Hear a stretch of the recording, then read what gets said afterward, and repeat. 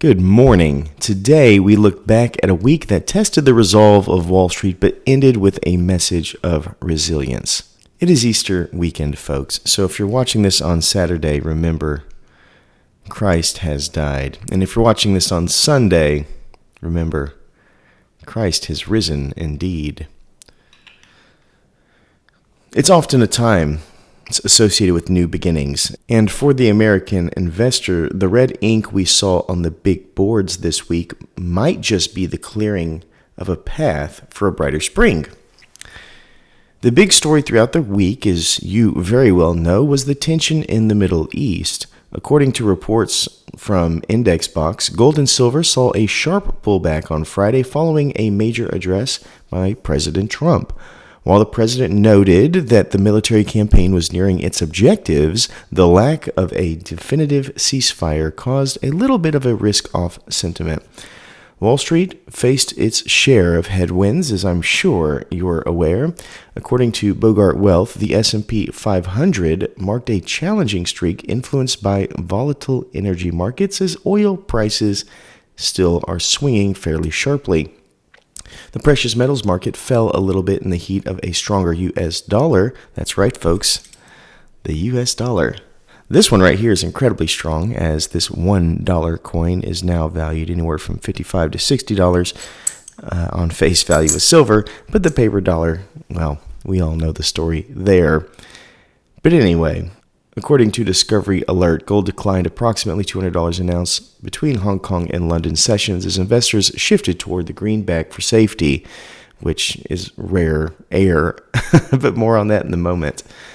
But here's where the hope comes in, folks. While the paper prices fluctuated, the underlying American economy showed its muscle. According to the Department of Labor, insured unemployment claims recently hit their lowest level since mid-2024. Furthermore, Chase investment strategists point out that the Federal Reserve has entered a wait-and-see mode, holding rates steady while the economy continues to do pretty well. For the long-term saver, this week wasn't a rout, it was a recalibration. As the dust settles on the week's geopolitical news, many analysts see this dip as a flash sale for those who believe in long-term value of these physical assets like I do. I know many of you went out and bought silver this last week. I did the week before. And friends, as we gather with our families on this most sacred Easter weekend, it's worth remembering that markets are like the seasons. Winters can be cold and the storms can be loud, but they always give way to the bloom of spring. The lords of finance on Wall Street may be worried about their digital spreadsheet tonight, but the strategic patriot, like you and I, know that a nation's strength isn't built on a single week's ticker tape. It's built on the resilience of a people who keep planting seeds, even when the wind blows. In fact, it's storming where I'm at right now. Whether you're looking at your 401k or a single silver dime, remember the sun always rises on Sunday morning. Now let's get into the physical paper's view of what happened in our markets. Here we are, and I will say they updated this layout, so I'm going to have to get used to this just like you are. We start here with the Dow Jones Industrial Average. As you can see, recent movement has not been great, but we did uptick here at the end. Right here, you see the Dow Jones 46504.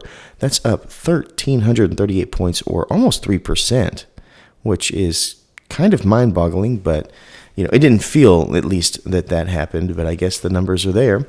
S&P 500 6582 up 213%, or 3.36. Markets have done really well. They moved everything down here, which is where our NASDAQ is as well. So let me zoom in. So our industrial average, which obviously takes care of a lot of these things, there's the numbers that we just talked about. There's the 2.96, and then you have right here the opening close kind of margins, percent change, all the things that you might be wanting to know, and the macro scale of the Dow Jones Industrial Average over this past week. NASDAQ, same thing.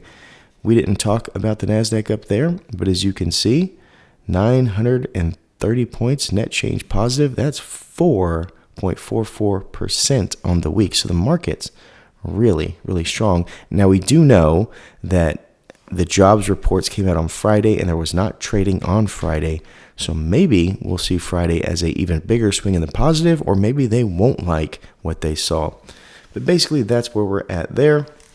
They moved a lot of our international stuff here. So let me move around.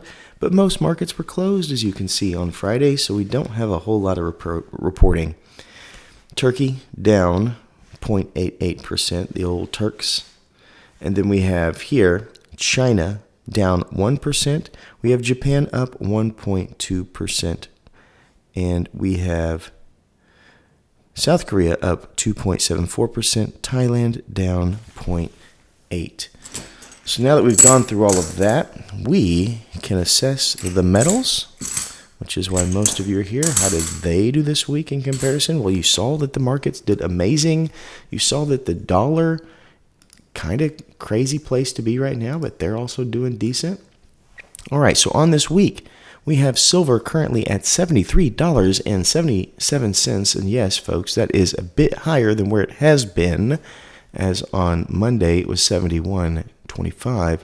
So we have gained $2.52. That's 3.54%. So silver has done pretty close to what the markets have done this week.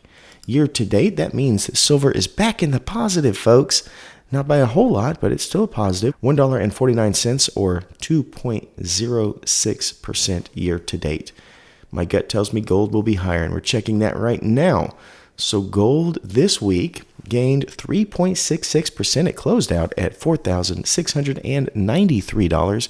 That's $165 gained. As we know, Friday didn't really have a whole lot going on because the markets were closed. So Thursday was our last movement there, but it is still up.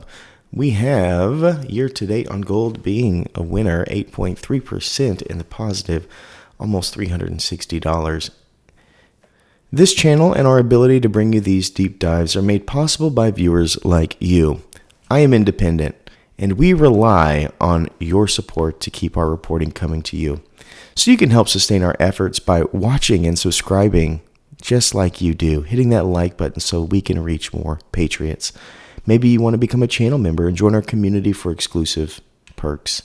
Or maybe you just want to buy gold and silver yourself, in which case you can use our APMEX link.